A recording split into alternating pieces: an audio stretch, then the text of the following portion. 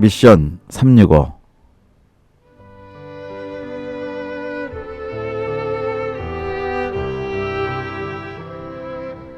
네, 이 시간에는 한국 선교의 새로운 패러다임인 우리 전문인 인력들을 어떻게 개발할 것인가 하는 것이 최근에 선교계 리더들 중에 그 많은 관심을 갖고 있는 그 이슈 중에 하나가 되었습니다. 예, 그래서 오늘은 특별히 그 말레이시아에서 지금 사역하고 계시는 박종승 선교사님, 그리고 GP 미주 본부 대표이신 김승봉 선교사님 함께 모셨습니다. 예, 안녕하세요. 네, 안녕하세요. 예, 반갑습니다. 말레이 말로 인사를 어떻게 하세요? 예, 슬라맛 바땅이라고 얘기합니다. 아, 그게 무슨 뜻이죠? 예, 뭐 좋은 오후 되십시오. 평안한 오후 되십시오. 아, 그렇군요. 저 시간별로 인사가 다르군요. 예, 아침 네. 인사, 뭐 저녁 인사. 네. 자, 우리 김승봉 선교사님 미주의 또 GP 본부장이시기도 하지만 계속해서 지금 현지 사역을 하고 계시는데 필리핀 그 사마리에 계시는데 필리핀 따갈로그는 어떻게 인사하세요? 따갈로그는 마간당 우마가뽀 하면은 이제 아침 인사고요. 또 저희가 있는 섬에서는 그냥 간단하게 마우빠이 그럽니다. 그 네. 마우빠이가 한국말로 안녕이란 소리인데 그게 이제 안녕, 뭐 안녕하세요, 뭐 이렇게 여러 가지로 쓰여 있는 이제 쓸 수 있는 그런 한국하고 비슷한 그런 인사입니다. 그래서 모르는 사람끼리는 그냥 마우빠이 하면은 이제 안녕하세요 하는 이제 그렇게 인사를 하고 네. 있습니다. 그 섬이지만 저 따갈록 공용어를 쓰는 거죠? 따갈로그를 쓰고 있지만은 자기 그 섬의 토지 언어는 이제 와라이 언어가 따로 있죠. 아, 와라이 네. 쪽. 예. 네, 그렇군요. 자, 또 이렇게 오래간만에들 오셨는데 우리 동료 선교사님들한테 인사하는 거는 뭐 당연한 얘기입니다. 한번 인사를 저 우리 박정승 선교사님부터 해주시죠. 네, 뭐 이렇게 늘 우리 선교사로 이 부르심을 받아서 현장에서 기쁨을 가지고 또 행복하게 사역하시는 분들 계속해서 즐거운 사역이 되시고요. 좀 어려움이나 또 질병으로 또 간절한 기도 제목으로 힘든 가운데 계신 분들은 다시 소망을 가지시고 하나님께서 그럼에도 불구하고 우리 후원자들과 후원교회들과 함께하고 있다는 사실을 기억하면서 힘을 내시기 바랍니다. 네, 김승봉 선교사님도요. 네, 그 본부 대표로서 이제 선교지를 많이 방문하게 되고 선교사님들을 만나 뵙곤 하는데 뭐 잘하시는 분도 많이 계시지만은 그렇지만 참 제가 감사하는 것은 뒤에서 이른도 없이 빛도 없이 그렇지만 겸손히 자기들의 그 사역을 섬기시는 분들을 보면서 제가 다시 한번 그분들과 사역에 감사를 드리고요. 여러분들의 수고가 주 안에서 절대로 헛되지 않을 줄로 믿고 감사하며 힘내시라고 인사를 드리고 싶습니다. 네, 감사합니다. 예, 우리 GP 그러면 뭐 우리 한국 선교계에서는 굉장히 잘 알려진 선교 단체인데요. 예, 이제 또 본론으로 들어가기 전에 오늘 또 GP에 대해서도 아직도 좀 소개를 받아야 될 분들이 계실 것 같아요. 그래서 GP 소개를 우선 김승봉 선교사님이 좀 GP는 어떤 단체인지 소개 좀 해주시죠. 네, 그 GP는 실은 한국 재생 단체로서는 가장 처음 이제 시작되었었고요. 사실은 뭐 그 뿌리로까지 내려가자 그러면은 이제 KIM, Korean International Mission에서부터 60년대 시작되었으니까 꽤 오래되었지만은 거기서 두 단체가 KGM하고 이제 PWM이라는 두 단체가 거기서 분리가 되었다가 다시 99년도에 통합이 되었습니다. 그래서 그때 처음부터 치면은 뭐 지금 한 40년이 넘었지만은 저희 GP의 역사로는 지금 16년째인가요? 17년째 지금 올해가 그렇게 되고 있고요. 저희 선교사는 수는 지금 한 390명으로 지금 본부가 한국 본부가 있고 미주 본부가 있고 이제 또 브라질 본부가 작년에 이제 또 탄생이 됐습니다. 그래서 한국 본부에서 한 270명, 저희 미주 본부에서 한 80명, 또 나머지는 브라질 본부에서 이렇게 파송되어 있어서 지금 37개국에 저희 선교사님들이 나가서 지금 사역들을 하고 있는 중입니다. 네, 그렇군요. 상당히 뭐 400명에 가까운 우리 그 선교사님들이 계시는데 그 한국 선교 자생 단체로 됐다고 말씀하셨는데 굉장히 그러니까 규모가 그 한국 자생 단체로는 굉장히 큰 거네요. 네, 그렇습니다. 네, 그렇군요. 자, 그리고 이제 또 우리 박종승 선교사님은 지금 말레이시아에서 그 사역을 하시는데 또 거기서 그 국제 훈련원에 관해서 또 담당하시며 사역을 하시는 걸로 알고 있는데 그 부분에 대해서도 좀 소개를 해주시죠. 네, 저희 한국 선교사들의 그 다양성이 많이 있지만 좀 어려운 중에 하나에는 우리가 모노컬처에서 자라서 조금 다양성에 대해서 조금 인정을 못하는 그런 부분들이 있어서 저희는 일찍부터 좀 훈련을 해외에서 하는 게 좋겠다. 그래서 2003년부터 이 여러 나라를 이렇게 선택하다가 좀 비서구적이면서도 즉 아시아적인 좀 가치를 가지고 한국적인 특성을 가지면서 사역할 수 있는 곳이 어딜까. 그래서 이제 좀 몇 개국을 좀 서베이를 하다가 그래서 말레이시아라는 곳에 정착을 하게 되었습니다. 그래서 지금 한 10여 년간 이렇게 해오면서 이제 어느 정도 세팅도 되고 나름대로의 그런 사역자들이 현장에 연착륙하는데 많은 도움이 되는 그런 타문화 훈련을 중심으로 합숙 훈련을 하고 있습니다. 네, 그렇군요. 이제 그 뭐 GP에 그러면 대표적인 선교 훈련 기관이라고 이렇게 볼 수가 있겠군요. 예. 네. 자, 미주 본부에서 지금 진행하시는 사역들은 어떤 것들이 있으신가요? 지금 저희 미주 본부에서는 뭐 우선 제일 많은 그 역할이 이제 우리 아무래도 미주에서 파송되어 나간 선교사님들을 이제 애드민을 여기서 맡고 있고 그다음에 이제 케어하는 거를 저희들이 이제 가장 우선으로 하고 있고 또 미주에서 지금 저희들이 그 동원을 또 해야 되는 그러한 일을 지금 맡고 있습니다. 그래서 지금 저희 미주에서도 그 지원자가 나오게 되면은 똑같이 그 우리 지금 말레이시아에 있는 그 국제 훈련원에 보내서 같이 합숙을 하면서 거기서 4개월 동안 같이 훈련을 5개월 동안 같이 훈련을 받게 되어 있습니다. 네, 그러니까 거기가 한국식으로 군대처럼 얘기하면 그게 논산훈련소나 마찬가지네요. 그렇게 되겠죠. 예. 그러면 선교사 후보생들이 1차적으로 그쪽 가서 기본적인 훈련을 한다는 말씀이시군요. 네, 맞습니다. 네. 자, 이제 좀 더 본격적으로 우리 박종승 선교사님께서 이번에 좋은 또 그 기도하시면서 세우신 전략들이 있는 걸 아는데 이제 그 이슈들을 좀 한번 여쭤보겠습니다. 예, 우선 한국 선교의 그 흐름에 대해서 우리 박정승 선교사님이 좀 파악하신 것들이 있는 줄 아는데요. 어떤 내용인가요?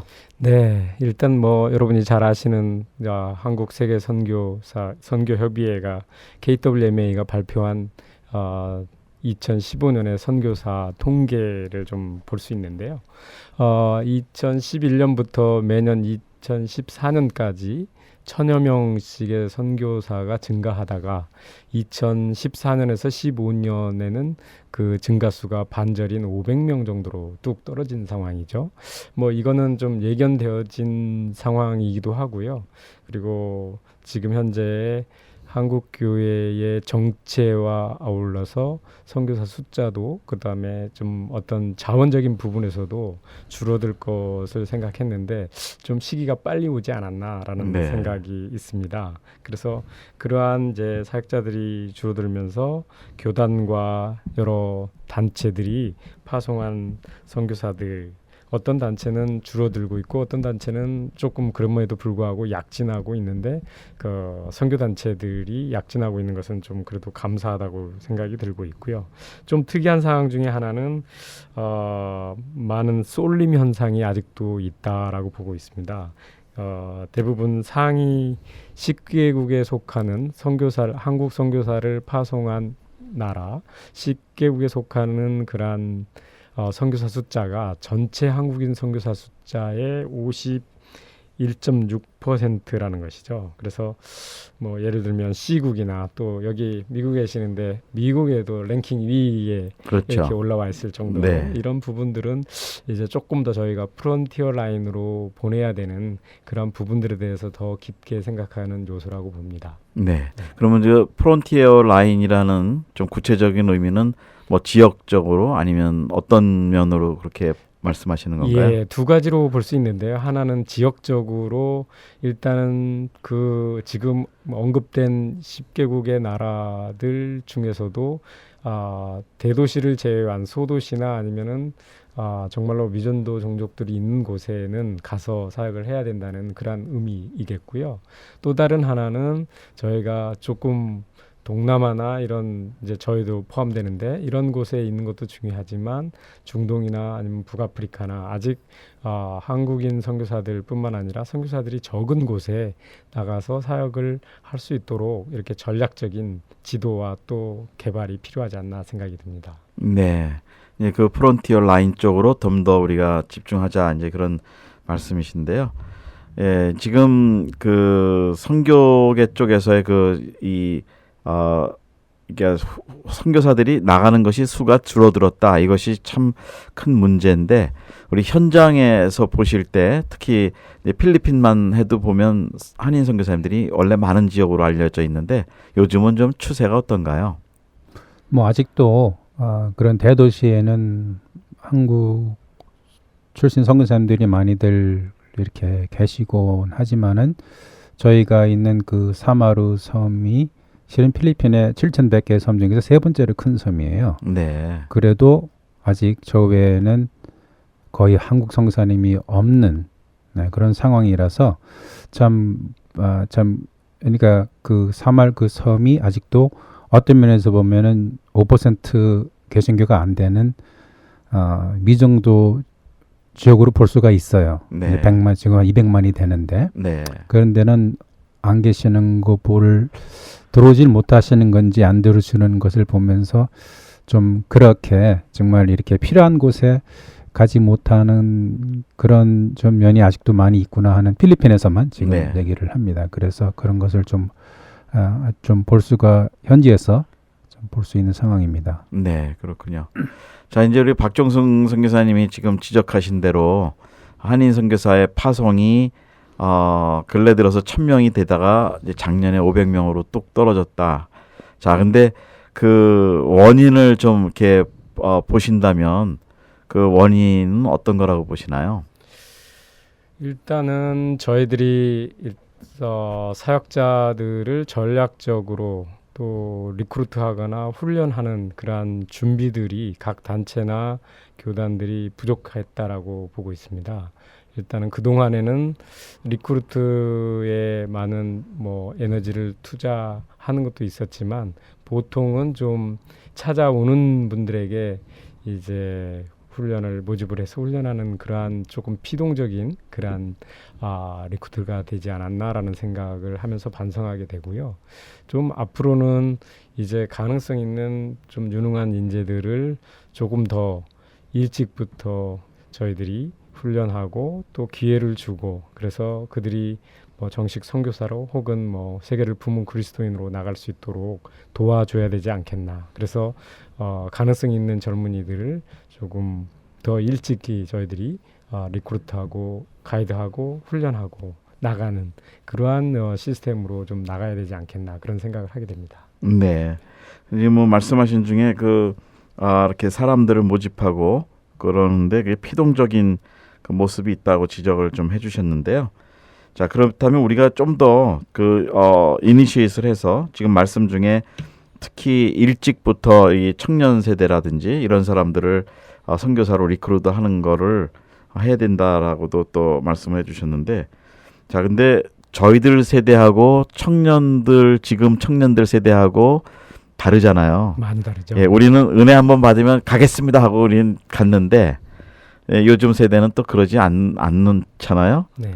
예, 그 부분은 또 어떻게 보시는지요? 네, 정확하게 지적하셨는데 지금 세대들은 어떤 동기도 중요하지만 현실적인 부분들을 많이 생각하죠. 네. 일단 전에는 대학을 다니면서 선교에 헌신하면 졸업하고 갈 생각들을 하지만 요즘에는 졸업을 해도 취직이라는 그런 그 큰 관문이 걸려 있기 때문에 본인의 스펙을 쌓기 위해서는 많은 재정을 투자해도 또 이렇게 NGO나 선교단체, 해외 봉사 이런 부분들에 대해서는 조금 스펙이 아니면 좀 인색한 부분이 되었습니다. 그리고 본인들이 고생을 하게 된다면 다시 한번 생각해보는, 내가 이걸 왜 해야 되는지에 대해서 다시 생각해보고 그것을 선택하지 않는 분들도 있다는 것이죠. 그래서 저희들이 이제 좀 체계적인 뭐 선교, 단기 선교 훈련 프로그램, 아니면 단기 선교 훈련 프로그램, 아니면은 좀 뭐 중기적인 그런 2년, 3년의 훈련, 이런 부분들을 각 단체들이나 교단들이 준비하지 않으면 현재 이 젊은이들이 사역지로 나가기까지는 쉽지 않고, 나간다 하더라도 이 롱텀으로 나가기보다는 쇼텀으로 나가서 이렇게 잠시 사역하고 자기의 모든 책임을 다했다라고 생각할 수 있는 오해의 소지가 있게 됩니다. 네, 그러니까 청년들이 그 헌신이 굉장히 어려운 시대가 됐다라고 볼 수 있는 거군요. 그렇죠. 예. 네. 우리 그 GP 안에서는 우리 선교사님들의 그 연령 분포가 뭐 여쭤봐도 될까요? 연령 분포가 어떻게 되시나요? 지금 제일 많은 분포가 40대고요. 네. 그 다음에 50대, 그 다음에 30대, 그 다음에 60대, 아마 30대, 뭐 이렇게 될 겁니다. 네. 그러니까 30대가 제일 적다는 얘기시네요. 좀, 적죠. 예. 근데 우리 박정승 선교사님 말씀으로는 일찍부터라고 표현하셨는데, 그럼 일찍은 언제부터 이렇게 대략 보시나요? 네, 20대 후반에서 30대 초중반까지가 일찍이 될 것 같습니다. 예전에 일찍은 20대 중반에서 예. 후반이었는데 네. 요즘의 일찍은 한국도 이제 그 학비를 론하는 시스템이 되어져서요. 네. 참 그 일찍이라는 게 매여 있게 되는군요. 예, 그러한 재정과 네. 또 군 복무에 네. 매여 있고 이렇게 하다 보니까 30대 초중반으로 밀려날 수밖에 없는 상황이 되었습니다. 네. 그러면 또 결혼도 해야 되잖아요. 그렇죠. 그러니까 선교지로 가기 전에 결혼을 어떻게 할 것인지, 이것도 또 우리 젊은 사람들한테 문제인데. 네. 자, 이제 그러면 이제 문제는 조금 보이기 시작하는데요. 이 젊은 사람들을 어떻게 빨리 선교사로 발굴하고 훈련하느냐. 자, 근데 이것을 그럼 어떻게 구체적으로 또 시행을 하느냐가 또 전략적인 문제가 나오는데, 그 부분은 또 어떻게 좀 풀어 주실 건가요? 네. 그래서 이러한 그 젊은이들에게 많은 결혼과 또 자녀를 양육하는 문제와 군 복무와 또 재정을 갚아야 되는 것과 살아가야 되는 차, 자동차, 집, 이런 부분들에 대해서 이제 사실 염려가 많은 세대인데요. 그런 부분들이 대학에 다닐 때 조금 세상을 경험할 수 있도록, 그다음에 그 국제적인 감각을 가질 수 있도록 도와주는 것이 참 좋지 않겠나라는 생각을 하게 됩니다. 일단은 많은 좀 재정이 되는 가정, 일명 금수저라고 얘기하는 출신들은 아무래도 그 가정의 부유함이 이 서양 세계나 아니면 외국에 나가서 언어를 연수하고 또 심지어는 유학할 수 있는 그러한 백그라운드가 되기 때문에 유학하고 나서 또 선교로 헌신한다는 게 쉽지 않은 그렇죠. 그런 상황이 되죠. 네. 근데 이제 일명 흑수저라고 얘기하는 그러한 분들에게는 저희들이 이제 선교 단체들이, 혹 이제 저희 지핀 같은 경우에는 해외에 선교 훈련원이 있고 또 노하우가 있고 스태프들이 있기 때문에 그들을 어떻게 현장에 있는 그 한국 교회에서 좀 도와서 현장에 이렇게 나갈 수 있도록 할까 고민을 하다가, 이제 먼저는 이제 학생 선교단체 IBF나 조이 중심으로 해서 그런 젊은이들을 추천받아가지고 좀 훈련을 시작했어요. 저희 이름이 글로벌 리더십 트레이닝이라고 GLT라고 하는데요. 네. 이 훈련을 시작하면서 이제 저희들의 그냥 스텝은 있고 뭐 시설은 저희들이 렌트한 시설들이 있으니까 그냥 소프트웨어를 개발해서 현지 그 수습 선교사들을 훈련하던 것처럼 현장에 있는 교회들과 연결해서 이렇게 시도를 했는데 아주 반응이 좋았습니다. 그래서 네. 이제 그런 경험들을 최소한의 그 자기가 먹고 쓸 수 있는 그런 비용을 가지고 와서 자기를 이렇게 개발하고 또 언어적으로나 국제적인 감각들을 개발하고 해외에서 살 수 있다는, 한 6개월에서 8개월 정도 실시를 했었는데요. 살아갈 수 있다는 것을 이제 확신을 시켜주는 좋은 계기가 되었습니다. 아, 그렇군요. 우리 김순봉 선교사님은 미국에 일찍 오셨기 때문에 사실 지금 우리 박승종 선교사님께서 말씀하신 대로 이 젊은이들이 일찍 다른 문화에 좀 이렇게 익스포즈가 되고 또 네. 훈련도 배우고 자신감도 갖게 한다라고 이제 말씀해 주셨는데 우리 미국의 상황은 좀 다르죠. 이미 여기가 다문화권이었기 때문에 근데 어떻게 그 청년들이 지금 헌신이 적어지는 이유에 대해서 미국적 상황에서는 또 어떻게 보시는지요? 우선 그 한국도 그렇지만은 미국의 그 인구율 분표를 봐도 지금 재밌는 거는 젊은이들의 분표율이 떨어지고 있다는 겁니다. 미국에도.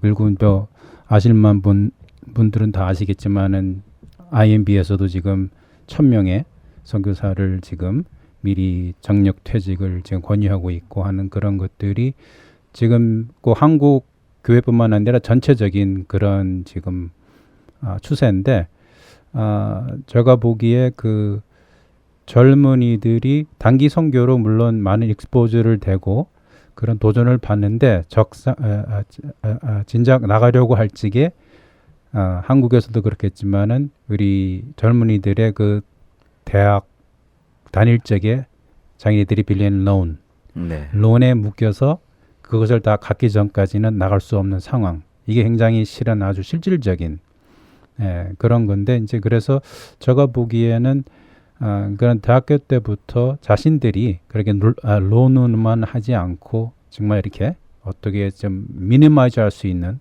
그런 것부터 미리 만약에 선교에 대한 관심이 있다면은 그런 것부터 미리 준비를 하고 하는 그러한 에듀케이션도 필요하지 않을까 저는 그렇게 생각을 하고요. 저희 딸이 뭐 지금 올해 30이 되는데 이제 지금 간호사로 일을 하고 있는데 자신도 선교사로 자원을 했어요. 네. 근데 이제 저한테 얘기하는 소리가 그래 나는 아빠처럼 선교사로 안 나갈 거예요. 네. 벌써 젊은 층은 그러니까 저희들이 벌써 하고 있는 이런 그게 아니라 자기네들은 그 커리어를 가지고 나가서 선교를 하겠다는 그런 벌써 마인셋이 벌써 다르다는 것을 지금 느끼고 있는데 그러면 문제는 뭐냐면 과연 우리는 그것에 대해서 준비가 되어 있는가? 이거 네. 지금 아주 젊은이들을 저희들이 끌어들여야 되는 정말 실은 심각한 문제가 아닌가 네, 저는 생각하고 그렇군요. 있습니다. 자, 그러면 우리 그 공통적으로는 한국이나 미국이나 젊은이들이 그 학비의 문제, 론의 문제가 이제 걸려 있는 건데 또 우리 박종승 선교사님이 그 또 알고 계시는 좋은 케이스가 있는 거로 알고 있습니다. 우리 비국이라고 얘기해야 될까요? 어느 나라에서 우리 MK들이 그 전문성을 가진 사업이나 사역을 통해서 선교 사역을 지금 한다는 얘기를 들었어요. 네, 그 부분 좀 어디 보안상 문제가 없으면 좀 소개를 해주시죠. 네, 뭐 이 부분들은 이미 한국 교계에는 잘 알려져 있고 또 저희 그 GP에 있는 우리 선교사님의 그 자녀도 거기에 인볼브돼 있어서요. 뭐 엄밀히 말하면 모두가 MK는 아니고요. 네. 대부분이 MK인 것은 네. 확실합니다. 그래서 이미 아시는 것처럼 베트남에 진출을 해서 유통과 이런 사업들을 통해 가지고 사역들을 하고 있는데 참 좋은 것 같아요. 요즘 얘기하는 비즈니스 에즈 미션이라고 정확하게 표현하기는 이렇게 좀 다른 면이 있는 것 같고요. 또 그렇게 사역하시는 분들 자체도 또 그렇게 정확하게 그렇게는 아니다라고 얘기를 하고 계시죠.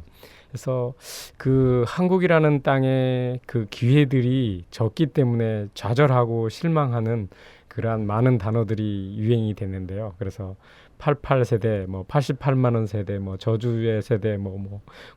몇 가지를 포기한 세대 이렇게 많이 얘기가 되는데 사실은 그것을 한국이라고 하는 그곳에 국한하지 않고 역시 MK들은 그러한 현장의 경험들을 두루두루 부모님을 따라다니면서 이제 경험하고 본인이 원하든 원하지 않든 그러한 개발된 모습들이 있었기 때문에 베트남이라는 곳에 가서 이렇게 협력으로 네다섯 명이 같이 일을 이렇게 할 수 있었던 거는 큰 복이라고 생각이 되고요. 공동 팀으로 하는 그렇죠. 거군요. 예. 그래서 그것이 쉽지 않은 우리 한국인의 기질상 네. 쉽지 않은 부분인데도 불구하고 이 젊은이들이 그렇게 했다는 데서 좀 대견스럽게 생각하고요. 네. 또 다른 하나는 그들이 공통으로 하면서도 역할을 분명히 했고 그런 그 해외에도 동남아 인도차이나에서 가장 가능성이 많은 부의국에 그 일들을 시작한 것도 역시 지혜롭고 그 현장의 파악을 정확하게 한 게 아닌가라는 생각이 듭니다. 그래서 이제 제가 요즘 최근 소식 듣기로는 저희 또 MK 중에 한 분이 신학을 뭐 좋은 회사에 다니다가 S 회사에 다니다가 진학을 하고 원래 훈련원에 와서 훈련받고 사역지로 갈 전통적인 그런 방법을 생각했었는데 돌연 다시 그 베트남에 있는 V국에 있는 그 사업에 같이 함으로 말미암아 또 다른 그런 면에서의 사역을 감당하는 그러한 모델을 만들고 있다고 생각합니다. 그렇군요. 예. 예, 굉장히 고무적인 얘기인데 우리 그러면 이제 좀 돌려서 다시 우리 김승봉 선교사님한테 여쭤보고 싶은 게 따님이 나이가 이제 30이라고 또 말씀하셨잖아요. 네. 그러면 실질적으로 이제 결혼 문제가 제일 시급할 텐데 네, 그런 거는 그렇죠. 본인은 좀 어떻게 생각하나요?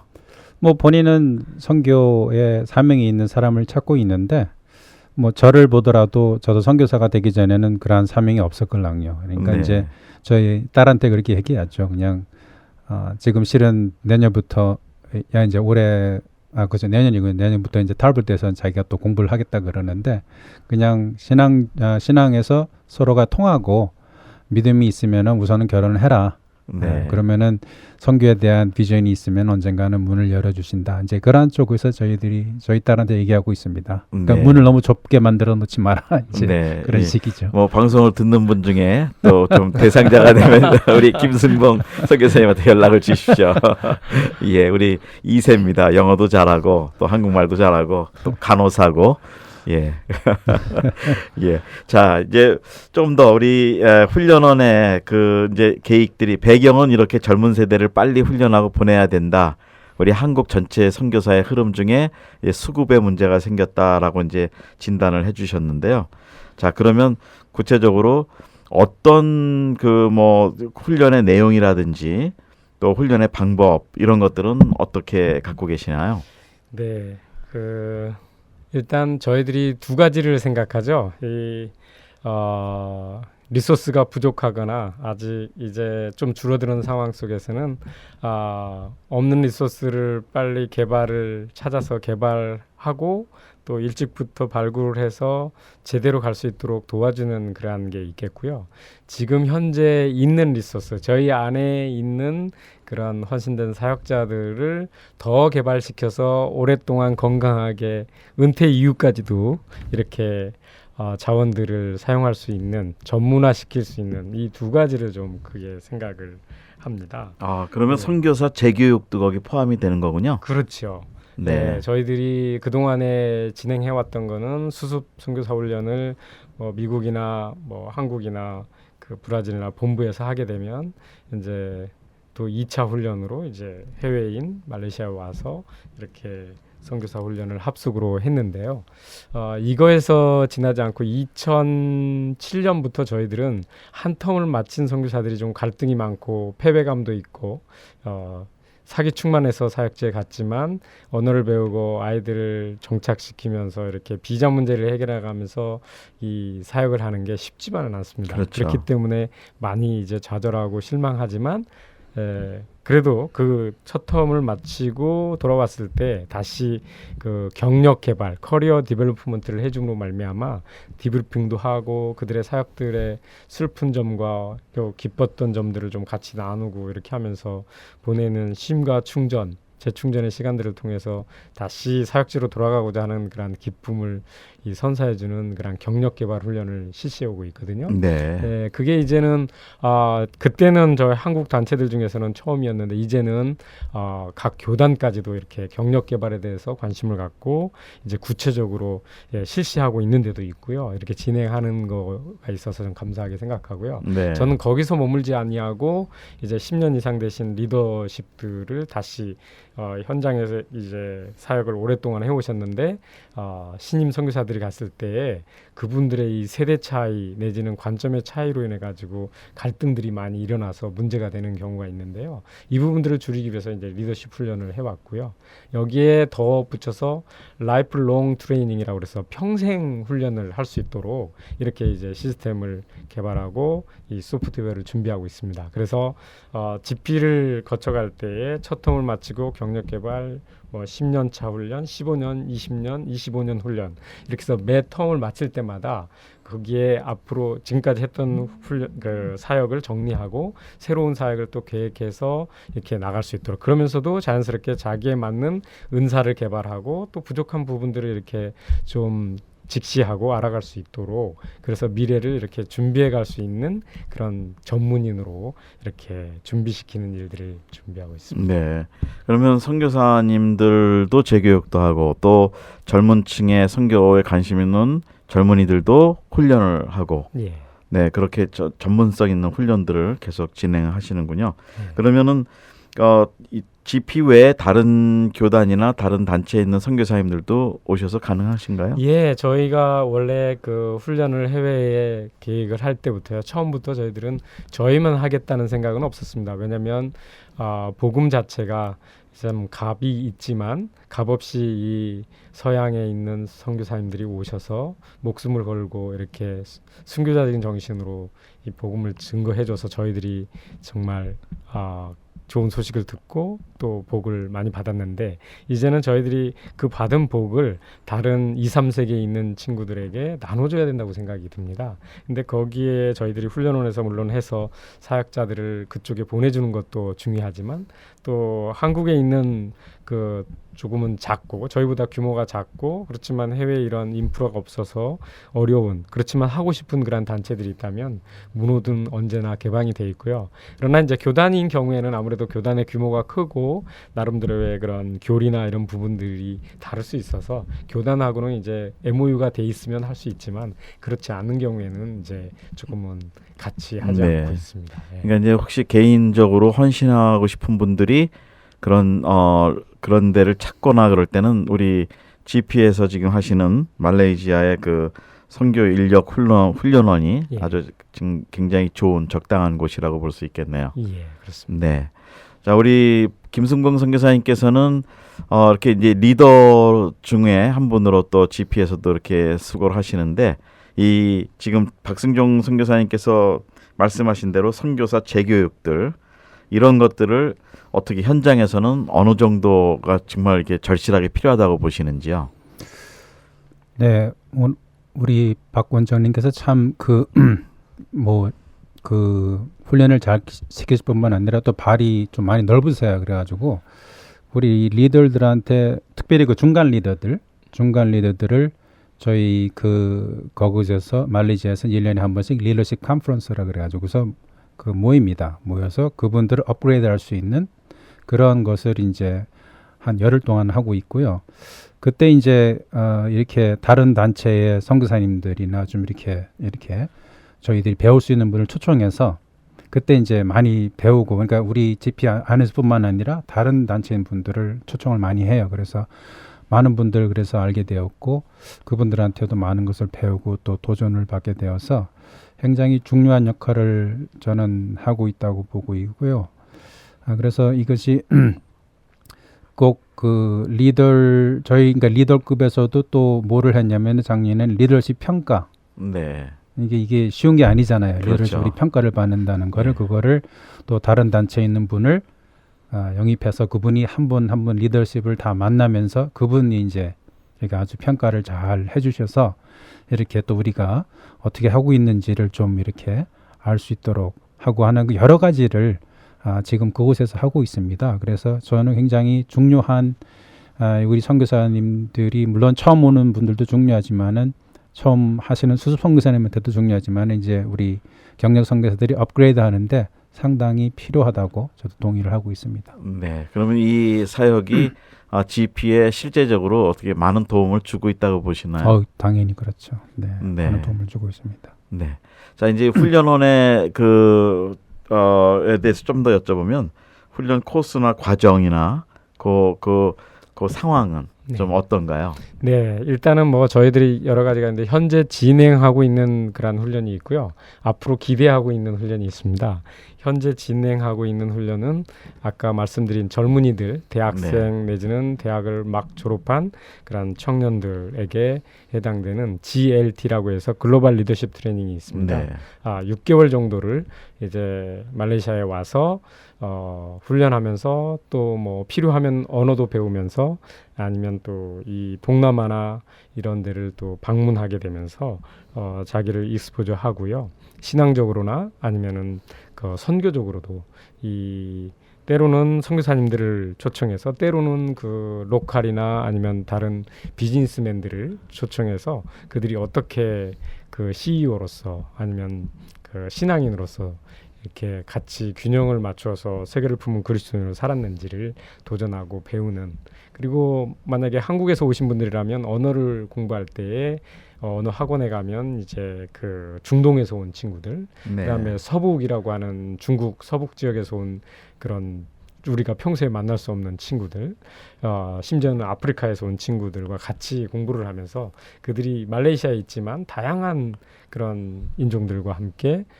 다양한 문화와 언어를 접할 수 있는 기회가 되는 것이죠. 그걸 통해서 이제 훈련하고 있고요. 그것을 마치게 되면 마지막 부분에서는 저희가 프론티어 라인을 강조했는데, 이분들이 그래도 경험은 최소한 할 수 있으면 좋겠다. 그래서 선교사를 하든 안 하든 상관없이 저 메나라고 해가지고요, 미들 이스트 앤 노스 아프리카, 그래서 그 지역을 한 3, 4주씩 방문해서 이제 자기를 또 다른 면에서 익스포저 할 수 있는 기회를 주게 됩니다. 이때는 훈련을 6개월간 하지 않았더라도 한국이나 미국이나 이렇게 관심 있는 사람들이 이렇게 같이 조인해서 갈 수 있는 기본적인 오리엔테이션을 한 일주일 정도 하고요. 이렇게 한 3주 코스로 다녀올 수 있는 그런 기회가 있습니다. 이거는 이제 선교사를 위한 게 아니고 일반 청년 대학생을 위한 프로그램이고요. 그다음에 이제 수습 선교사님들 훈련 프로그램이 전반부에 매년마다 1월 달부터 5월까지 5개월간 진행되고 있고요. 그래서 이 훈련을 통해서는 이제 정식 선교사가 되는 그런 과정이고요. 그다음에 6월 달, 7월 달에 뭐 2, 3주 이렇게 해가지고는 한 텀을 마친 선교사들의 경력 선교사 훈련이 진행됩니다. 그리고 그 이후에 이제 7월, 8월 이 후반기에는 미국의 OMSC에 뭐 비교할 바는 안 되는 것 같고요. 이제 그런 것처럼 블록 티칭으로 현장에 있는 선교사들에게 필요한 비즈니스 에즈 미션이라든가 아니면은 뭐 캐릭터 개발이나 빌딩이라든가 아니면 팀 사역이라든가 팀 리더 훈련이라든가 이런 이제 다양한 그런 섹션의 그런 훈련들을 진행하려고 준비하고 있습니다. 그래서 이런 훈련들이 진행하고 그다음에 말씀하신 김승봉 선생님께서 말씀하신 리더십 컨퍼런스를 매년 5월 달에 진행해서 리더들이 업그레이드 될 수 있도록 그렇게 진행하고 있고요. 앞으로의 훈련은 이제 15년 차, 20년 차, 25년 차 이분들에게도 예를 들어서 20년 차인 경우에는 은퇴를 앞두고 있기 때문에 어떤 사역을 좀 어떻게 마무리해야 될지, 노후 생활을 어떻게 해야 될지, 그러면 어디서 해야 될지, 어떤 가치와 어떤 그 사역의 어떤 지금까지 평생을 이렇게 섬겨 오셨는데 마무리를 어떻게 해나가며 이렇게 정리를 해나가야 될지 이런 부분들에 관심을 갖고 이제 훈련을 준비하고 있습니다. 네. 그 훈련 시설은 어떻게 되시나요? 네, 훈련 시설은 사실은 열악한 상황이죠. 미국이나 이런 국제 단체들은 이미 오랜 경험이 있고 또 노하우가 있어서 또 이렇게 운명을 하시기 전에 위를 통해서 그 유언을 통해서 재산들을 기부하고 이런 것들을 통해서 이제 뭐 잘 돼 있지만 저희들은 이제 한국의 자생단체가 이제 이런 시도를 하고 있는 과정에 있어서 지금까지는 뭐 아파트 한 채는 그래도 이렇게 좀 론을 하고 이렇게 해가지고 다운페이 한 다음에 모게지로 해서 좀 이제 저희의 소유로 되어 있지만 이제 훈련원이나 또 다른 아파트들은 이제 숙소들은 저희들이 렌트로 진행하고 있습니다. 그래서 13년 전에는 전체 운영비의 뭐 한 20% 정도면 됐지만 지금은 전체 운영비의 60% 가까이가 이제 렌트비와 운영비로 들어가야 되는 그런 네. 어려움이 있습니다. 그래서 조금 그 부분에 대해서 소프트웨어는 이제 어느 정도 10여 년간 준비가 되어졌는데 이제는 하드웨어도 좀 준비를 해야 될 때가 아닌가라고 해서 지금 계획을 하고 있습니다. 네, 그렇군요. 자, 이런 얘기를 들으실 때 이제 우리 김승봉 선교사님 리더십 팀에서 그 이제 그런 재산이라 그럴까요? 그런 건물이나 이런 것들이 좀 확보가 필요한데 그런 면에서 고민이 좀 많으시겠어요? 네, 실은 참 마음이 좀 뭐라 그러나 좀 편치가 않죠. 왜냐하면은 너무나도 좋은 프로그램이 연결되고 있는데 한 가지 문제는 거기가 이제 뭐 렌트 값이라든지 이런 거를 저희 건물을 소유하고 있지 않으니까 그거를 오시는 훈련생들이 이제 부담을 해야 하는 그런 상황이에요. 그러다 보니까 좀 가격이 너무 좀 이렇게 좀 하이 쪽에 좀 있고 그래서 어려운 분들도 있고 그러는데 실은 그래서 제가 이번에 다음 주에 저희 GP 미주 이사회가 있는데 그래서 한번 와서 좀 이것도 좀 얘기하고자 그래서 제가 실은 우리 원장님을 초청했어요. 오시라고. 그래서 얘기 좀 하고 또 이렇게 뭐 지멘 방송을 통해서 한번 이렇게 좀 나가고 그러면서 왜냐면은 그 작년 10년 동안에 저희들이 낸 그 렌트로 건물 하나를 살 수 있을 정도니까 네. 이게 지금 그러려면 아련 미리 좀 이렇게 지금 준비를 해서 투자를 한다면은 그거는 정말 아주 정말 투자가 월디한 영어로 하면 월디하라 그러죠. 굉장히 네. 중요한 그러한 것을 할 수 있다고 저는 확실한 생각을 하고 있습니다. 네. 뭐 10년 전에 샀으면 값은 좀 쌌지만 근데 제가 볼 땐 지금도 늦지 않은 것 같습니다. 네. 네. 또 뭐 우리 GP 하나님이 또 축복하시면 축복하실 거고 네. 충분히 이제 이렇게 좋은 훈련 센터를 만드실 거라고 믿습니다. 아멘. 네. 자, 이제 이런 훈련원이 우리 교계에서나 선교계에서 볼 때는 일반적으로 우리 한국 선교의 그 큰 비중이 교회 개척이라든지 학교라든지 이런 것들이 많이 사역을 해서 이렇게 특수 사역이라든지 정말 이 전략적 사역을 할 때는 이렇게 선교라는 개념으로 이렇게 많이 이해를 하거나 도움을 받거나 이러지가 못한 것이 사실은 현실일 수 있는데요. 실제로 우리 훈련 아주 전담으로 사역을 하시면서 그런 부분에 대해서는 좀 어떻게 느끼셨나요? 네.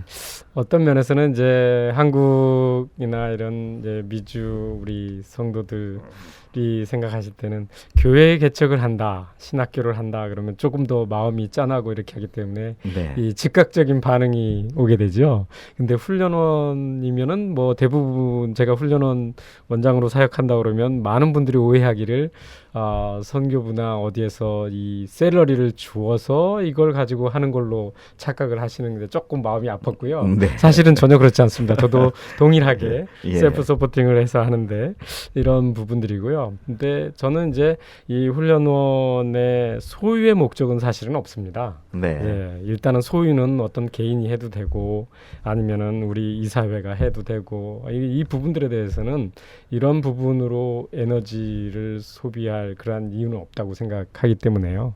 그렇지만은 그러한 그 선교부나 아니면 우리 후원자들 성도들이 소유를 한다 할지라도 그것을 가치 있게 사용할 수 있는 그런 장이 필요하지 않는가 이런 생각을 많이 하게 됩니다. 그래서 그러한 가치적인 그러한 그 소중함을 아시는 분들이 좀 함께 할 수 있었으면 더 좋겠다 이런 생각이 있고요.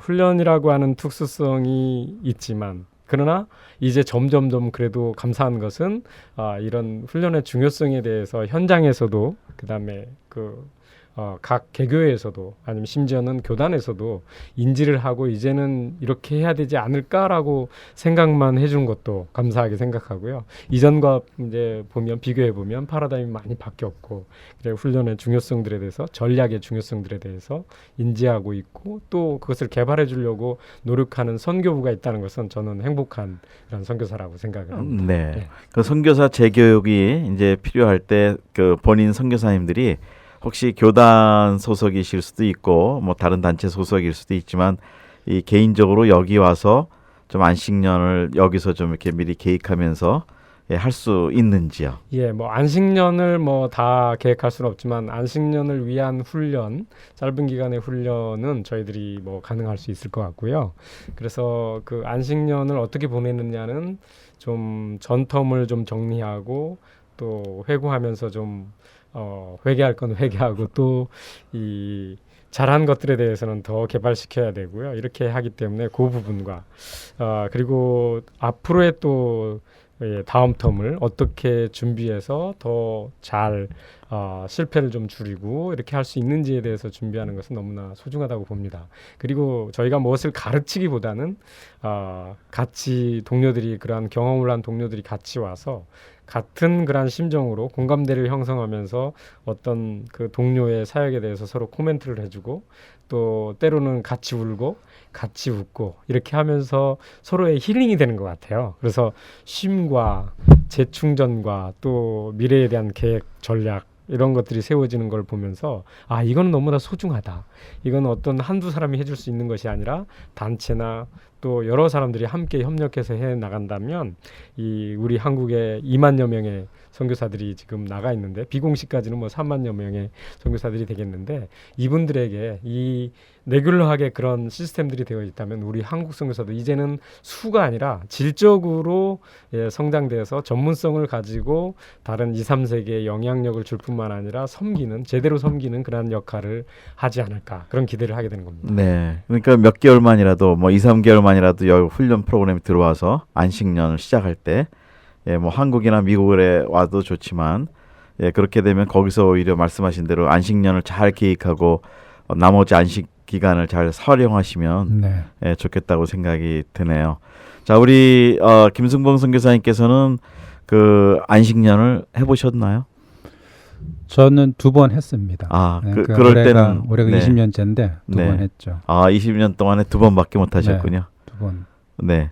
그때 어떻게 좀 이렇게 우리 박승정 선교사님이 지금 말씀하신 것처럼 체계적으로 계획적으로 잘 보내셨나요? 저는 거기는 갈 기회는 없었지만은 저는 그래도 미주 출신이어서 감사하게도 제 안식년 동안은 저희 그 파송교회 가서 또 파송교회 가서 1년을 그냥 쉬었기 때문에 저한테는 그 기간이 너무 참 중요했다고 보는데 이렇게 특별히 한국 출신 선교사님들은 아직 그게 정서적으로 약하죠. 이렇게 약하는 것에 대해서 굉장히 좀 이렇게 좀 안쓰러운 마음이 있죠. 그게 지금 막 그런 것들을 보면서 좀 앞으로도 그래 조금씩 바뀌지만은 이게 쉽게 바뀌지는 않는데 그래도 옛날보다는 많이 그래도 이제는 선교사님들이 저희는 그래서 안식년이라고 안 그러고 본국사역이라고 그럽니다. 네. 그래서 본국에 와서 다음 텀을 위해서 준비하는 기간.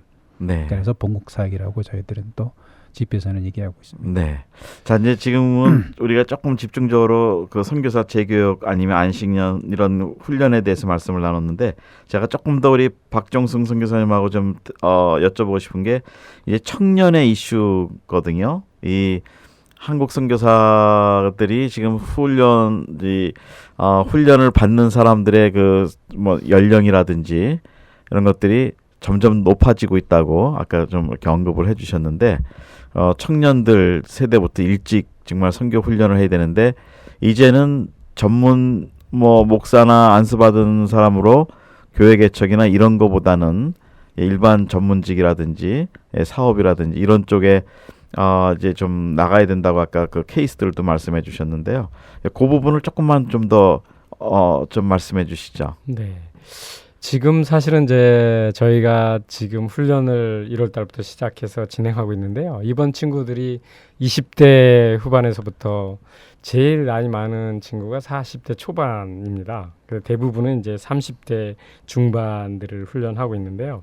좀 문화 충격이죠. 저희는 이제 젊기 때문에 너무 기뻐했어요. 그래서 네. 이 젊은 친구들을 잘 훈련해서 이렇게 하면 참 프론티어 라인뿐만 아니라 여러 가지로 이게 그 선배들한테도 도움이 되고 이렇게 좋겠다라고 기대를 했는데 몇 주가 안 가서 조금 막 실망도 하고 좀 어려움도 있게 됐습니다. 네. 이유인즉슨 젊은이들이 본인들이 PR하고 본인들이 알려야 될 것을 예를 들면 이 남성들은 대부분 거기에 여성들도 포함됩니다. 싱글도 그렇고 찬양 인도를 하라 그러면 아주 프로페셔널합니다. 네. 대부분 기타도 잘 치고요. 네. 뭐 미국에서 유행하는 힐송들을 찬양 인도를 하면서 이렇게 하면요. 완전히 저희는 그래서 매 아침 새벽 아침마다 이렇게 그 찬양 집회를 하는 듯한 그런 느낌. 이런 정도로 프로급으로 잘 하는데요. 네. 근데 자기가 원하지 않고 해본 적이 없는 것에 대해서는 모르겠는데요. 안 해봤는데요. 이렇게 네. 해서 훈련이라고 하는 개념보다는 자기가 할 수 있는 것과 없는 거를 선택하는 듯한 느낌. 그것이 저희들을 좀 스태프들을 긴장하게 하고 당황시켰는데요. 그런 세대이기도 한 것 같아요. 네. 근데 일단 어떻든 그럼에도 불구하고 젊은이들이 전문성을 가지고 선교지로 나가야 된다는 것에서는 저는 분명히 동의를 하고요. 그리고 저희가 시간이 갈수록 창의적 접근 지역, 즉 비자를 내주지 않는 지역에 가서 사역을 해야 되기 때문에 이런 전문인으로서 이렇게 자기를 개발해서 나가서 잡을 가지고 사역을 할 수 있다면 좋겠다. 그러려면 교회나 선교단체나 교단이나 할 거 없이 이런 젊은이들을 일찍부터 젊은이들에게 공부할 때부터 그들에게 좀 학비나 이런 장학금이나 여러 가지 그 타문화를 익스포즈 할 수 있는 여러 가지 기회들이나 이런 것들까지 지금도 많이 투자를 하고 있지만 더 많은 재정을 거기에 투자를 해서 이들이 그들이 그냥 한 것이 아니라 하나님의 나라를 위해서 자기가 이렇게 장학금을 받았고 또 이런 기회들을 가졌고 그렇기 때문에 거기에서 당연하게 그리스도인이라면 이거에 대해서 자기가 헌신해야 되는 그런 방향으로 나갈 수 있도록 도와줘야 되지 않겠나. 네. 생각을 하게 있습니다. 그러니까 자기가 가장 잘하고 좋아하는 분야로 선교를 할 수 있도록 돕자는 말씀이시군요. 그러니까 일방적으로 뭐 신대원을 가야만 된다는 건 아니고요. 네, 알겠습니다. 거기에 또 지금 모델로 우리 MK들이 지금 샘플을 만들고 있다고 하니까 굉장히 좋은 것 같아요. 그렇죠. 네. 자, 이제 이러면서 우리 단체장들이 지금 고민이 똑같은 문제인데 그 선교사들을 리크루트하는 거 이 문제가 참 갈수록 어렵다고 보는데 우리 GP는 지금 어떻게 진행이 되고 있나요? 요즘 뭐 보니까 물론 무슨 뭐 이벤트를 통해서도 물론 그 젊은이들이 헌신들을 하는데 그런 분들이 정작 나가는 그 퍼센티지는 너무 작죠. 그러니까 물론 그런 분들을 저희들이 이제 이렇게 서로 연결되는 것도 중요하지만은 요즘에는 그 관계가 이루어지지 않고서는 그분들하고 젊은이들하고의 직접적인 뭔가 관계가 이루어지지 않고서는 이게 선교지까지 내보내기가 이렇게 쉽게 이루어지지는 않는구나 하는 것을 요즘에 많이 느끼게 됩니다. 예, 그러니까 전에보다는 사람을 리크루트하는 게 전반적으로 젊은 사람이든지 나이가 있는 분이든지 선교사 후보생을 모집하는 건 쉽지가 않다는 말씀이에요. 그렇죠. 네, 맞습니다. 자, 근데 그런 어려운 환경에서 훈련을 한다는 건 더더욱 제한된 상황일 텐데요. 그렇죠. 예, 그러면 사람을 리크루트하는 거에 대한 것도 좀 계획들이 있으실 것 같은데 어떻게 훈련원을 위해서 사람을 모집하는 방법이라든지 그런 건 어떻게 생각하시는지요? 예, 지금은 이제 뭐 훈련원이나 단체장들에게만 본부장들에게만 이렇게 맡겨질 거라는 그런 생각은 하지 않고요. 저희 GP는 그래서 좀 앞으로는 더 적극적으로 현장에 있는 선교사님들과 본부에 있는 분들과 심지어는 이사님들과 후원자들이 이제 총체적으로 협력하여서 이 리크루트를 해야 된다고 생각하고 있고요. 그래서 그렇게 동원된 사람들이 자기가 보호받고 케어받고 미래에 불확실한 그런 그 모금을 해서 나가야 되는 이런 불확실한 미래인다 할지라도 선교부와 그 동역자들이 있기 때문에 그것을 의심이나 뭐 걱정보다는 확신과 기쁨을 가지고 이렇게 헌신할 수 있도록 그런 시스템적으로도 그리고 그 멤버 케어나 멘토링을 통해서도 자기가 보호받고 있는 것들을 그다음에 자기가 발전되어가는 과정 중에 있는 것들을 느낄 수 있도록 훈련하는 것이 이제 동원하는데 좀 더 리크루트하는데 도움이 되지 않겠는가. 그래서 그런 부분들을 좀 더 강조해서 진행하려고 준비하고 있습니다. 네, 그렇군요. 뭐 하여튼 쉽지 않은 그 사역이시고 특히 그 말레이시아라는 데는 그 무슬림이 그 강한 지역으로 아는데 이런 특별히 훈련을 한다는 것이 또 조금 더 어려운 것도 있을 것 같은데 그 분위기는 좀 어떤가요? 말레이시아는 이제 겉으로 보기에는 경제를 강조하기 때문에 2020년까지 OECD에 가입하는 걸 목적으로 하고 있죠. 그래서 상당히 화해 제스처를 사용하고 있지만 실제적으로는 그런 샤리아법이 이 시민법과 함께 공존하는 그런 곳이거든요. 그래서 대부분의 이제 문제들을 타 종족과 그 주 종족 간의 문제가 발생했을 때는 결국은 법정에 가면은 지게 돼 있는 거죠. 네. 예, 이런 상황이기 때문에 정치적인 부분에 있어서 종교적인 그런 경제적인 부분에서는 자유하지만 정치나 종교적인 부분에 있어서는 사실은 F3로 구분되는 그런 지역입니다. 그 말은 결국 그만큼 이 강도가 겉으로는 이제 자유스러운 것 같지만 속으로는 아주 강력하게 제재하는 그러한 시스템이 되어 있는 것이죠. 네. 근데 이렇게 외국인들이 들어가서 뭐 이런 사역을 하는 거나 이런 것들은 그 뭐 큰 문제는 없나요? 예, 사실은 뭐 일단은 주종족을 타치하지 않도록 하는 것이 이제 그들의 기본적인 거고요. 저희들은 이제 이런 부분들에서 안전을 위해서 이제 좀 최선을 다하고 있고 안전한 지역에 그리고 여러 단체들과 이 교단의 그 지역 교회들이 모여 있는 그러한 지역들을 이제 선정해서 이렇게 진행하고 있고요. 그런 부분들에서 이제 민감하게 또 관련된 현지인들과 깊은 그러한 파트너십을 통해서 진행하기 때문에요. 그런 부분은 현재까지는 큰 문제 없이 잘 진행할 수 있었습니다. 네. 그러면 말레이시아라는 환경에서 훈련을 할 때 그 훈련생들이 받을 수 있는 좀 좋은 점, 장점들이 있다면 어떤 것들이 있을까요? 네, 아까도 말씀드린 것처럼 다양한 종족들, 미국도 다양한데 아시아에서는 아마 제일 다양한 전 세계에서 온 심지어는 뭐 아프리카나 남아프리카, 아니면 북아프리카, 뭐 중동 또는 그 서북 지역의 중국 이런 그런 센트럴 아시아 이런 동에서 다양한 곳에서 그리고 난민들이 많이 있죠. 디아스포라가 미얀마라든가 뭐 이란인이 30만 명 이상 되니까요. 아프가니스탄 뭐 이런 다양한 곳에서 그러니까 주로 무슬림 쪽에서 많이 그렇죠. 들어와 있군요. 예, 많이 그렇죠. 네. 그렇기 때문에 다양하고요. 그 외에도 이제 한국인이나 일본인을 비롯한 여러 나라에서 그 세컨 홈으로 은퇴한 후에 이제 와서 자기의 그 노후를 즐기는 그러한 프로그램들도 많이 와 있거든요. 그래서 그러한 다양한 사람들이 있다는 것과 다양한 종교 다 있죠. 대부분의 그 4, 5대 종교가 다 있고요. 그다음에 언어도 다양하게 그래서 사용할 수 있고요. 그래서 이러한 부분들이 익스포즈하기는 참 좋다. 네. 그리고 이제 저가 항공 에어아시아라고 알려져 있는 그 CEO인 그 토니 페르난도스가 아주 저가 항공의 최고의 어떤 성공한 그런 사람이라고 일컬어져 있죠. 그래서 이 여러 나라를 짧은 시간에 어세스하고 저가로 어세스하기가 참 좋은 그런 지역입니다. 예, 영어를 또 공용어로 그렇죠. 쓰죠. 영어를 공용어로 쓰면서도 만다린과 아니면 캔토니스를 쓸 수 있고 타미를 쓸 수 있고 그러면서도 이제 주 종족어는 말레이를 사용할 수 있습니다. 그러면 다양한 언어를 원하는 언어를 좀 배울 수도 있는 기회가 있겠군요. 그렇죠. 예, 환경 자체가 나가면 한 언어를 쓰는 게 아니라 저희 자녀들만 보더라도 영어와 한국어와 말레이어와 중국어를 받아서 섞어서 쓰는 한 문장에 막 여러 가지 언어가 이렇게 되는 그러한 일들도 벌어지고 있는 거죠. 네, 기후도 좋고요. 예, 기후는 좀 덥긴 하지만 그렇군요. 그렇지만 뭐 그래도 좋은 편이죠. 알겠습니다.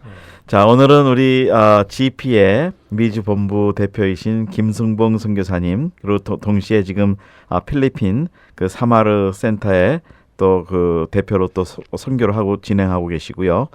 우리 또 박종승 선교사님 지금 그 말레이시아에서 그 선교사 훈련원에 대해서 지금 사역을 진행하고 계십니다. 그래서 오늘은 두 분을 모셔서 이 부분을 좀 나눴습니다.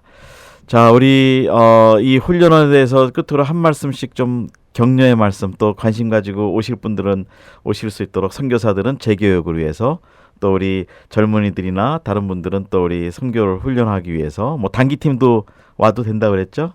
네. 그러니까 한번 한 말씀씩 좀 해주시죠. 네, 뭐 딴 거보다도 저희는 그 훈련이라는 것이 선교 그 지역에서 현지에서 정말 상당히 필요하구나. 그걸 제대로 받고 난 사람하고 받지 않은 사람하고의 그 차이를 제가 선교지에서 많이 보게 됩니다. 그래서 저는 이왕이면 나가시는 분들은 좀 철저하게 준비를 하고 나가면은 이게 선교가 롱텀이기 때문에 굉장히 중요한 것이고 저희는 참 훈련센터가 그렇게 있어서 지금 잘 되고 있는 것을 감사하고 그래서 우리 원장님을 많이 후원해주고 싶은데 그게 쉽게 되진 않지만은 그래도 옆에서 힘내라고 많이 얘기하고 있습니다. 아멘. 네. 예. 네, 뭐 이런 작은 일화로 마칠까 합니다. 저희 자동차가 오래됐는데 이 어떤 분이 미우주 이사님 중에 한 분이 후원을 했어요. 10,000불을 보내주셨어요. 그래서 4, 5년 된 이제 중고차를 살 수 있겠구나 해서 이제 가족들하고 모두 기뻐했는데 이 훈련원 구입하는데 인터레스팅 어그리먼트를 하는데 딱 들어갈 비용이 그 비용이더라고요. 그래서 네. 이제 가족들 아이들하고 얘기를 했더니 엄청난 실망을 한 큰아이가 아버지는 우리의 생명을 담보로 그렇게 할 수 있어요? 이렇게 얘기를 하더라고요. 그래서 저도 좀 약속을 좀 어기는 것 같아서 당황했는데 이런 지혜를 주셨어요. 그렇지, 훈련원이 세워지면 많은 사역자들이 훈련을 받고 현장에 나가면 우리의 4명의 생명뿐만 아니라 더 많은 하나님이 기뻐하시는 생명을 구할 수 있기 때문에 그것을 위해서 하나님께서 아마 우리를 통해서 이거를 우리의 헌신을 먼저 보시는 것 같다. 그러니까 우리가 헌신하면 아마 하나님께서는 그걸 덤으로 주지 않을까 이런 생각을 이렇게 해서 이제 좀 위로를 시키고 다 기뻐할 수 있었는데요. 그런 것 같습니다. 훈련은 어려운 일이지만 그러나 제대로 훈련을 받으면 평생 행복하게 사역을 잘할 수 있지 않을까. 그리고 하나님께서 기뻐하는 훈련은 날마다 저희가 경건의 훈련을 하듯이 선교사 훈련은 더더군다나 중요하기 때문에 그 훈련이 평생 필요하지 않을까 생각됩니다. 여러분 힘내십시오. 감사합니다. 아멘. 예, 맞습니다. 우리 예수님도 제자들을 뽑으시고 사실은 훈련을 시키셨죠. 여러 가지 모양으로. 그래서 우리가 선교를 진행할 때도 정말 처음에는 우리가 훈련받고 나가지만 또 중간에 다시 재교육도 받아야 되고 또 새로운 부분도 우리가 좀 배워야 되고 하는 그런 부분들이 있을 겁니다. 우리 오늘 나와서 말씀해 주신 우리 GP 미주본부 대표이신 김승봉 선교사님, 그 다음에 말레이시아 인력개발원 선교훈련원을 또 운영하시는 박종승 선교사님, 오늘 수고하셨습니다. 감사합니다. 감사합니다. 감사합니다. 네, 진행에는 김정한 선교사였습니다. 다시 뵙겠습니다.